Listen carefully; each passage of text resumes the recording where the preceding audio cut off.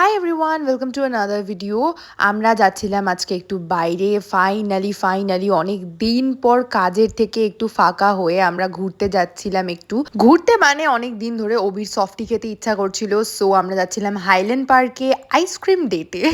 যাই হোক, আমি সেজন্য একটু ঠিকঠাক মতো রেডি হচ্ছিলাম, নাহলে আমাকে পুরো বিধ্বস্ত লাগছিল। চোখের নিচে পুরো ডার্ক সার্কেল পড়ে গেছে রাত জেগে জেগে, কারণ প্রচুর কাজ করতে হয়। আর এই তো আমি পুরো রেডি হয়ে গেছি। অ্যাকচুয়ালি এতটাই লেট করে বেরিয়েছিলাম যে অভি আমাকে পাশ থেকে প্রচন্ড তাড়াহুড়ো দিচ্ছিল। And yeah, that is my look আজকের জন্য। আমি এইটুকুনি মেকআপ করেছিলাম, জাস্ট ব্লাশ আর লিপ গ্লস লাগিয়েছিলাম, তেমন কিছুই না। অ্যান্ড দেন আমরা বেরিয়ে গেছিলাম হাইল্যান্ড পার্কে যাওয়ার জন্য। অ্যান্ড অ্যাকচুয়ালি আমি অনেকদিন থেকেই ভাবছিলাম যে আমি করব ডায়েট, বাট সিরিয়াসলি আমার দ্বারা ডায়েট ফাইট কিছুই হয় না। আমি জানি না আমার এত ক্রেভিংস কেন হয় ভাই, আমি প্রচন্ড ভুক্কর।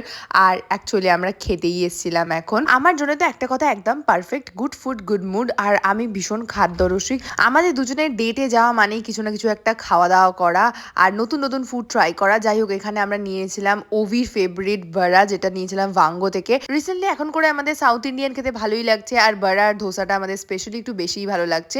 তো আমরা এর সাথে নিয়েছিলাম চিকেন ভর্তা উইথ জিরা রাইস, যেটা খেতে খুবই সুন্দর ছিল। আমরা এটা এক্সপেক্ট করিনি যে এতটা সুন্দর হবে। সো খাওয়া দাওয়া করে আমরা চলে আসছিলাম বাড়ি। আর দেখো, এই ভিডিওটার মধ্যে আমি শুধু খাওয়ার কথাই বলে গেলাম, মানে আমার জীবনটাই পুরো খাওয়া খাওয়া খাওয়া।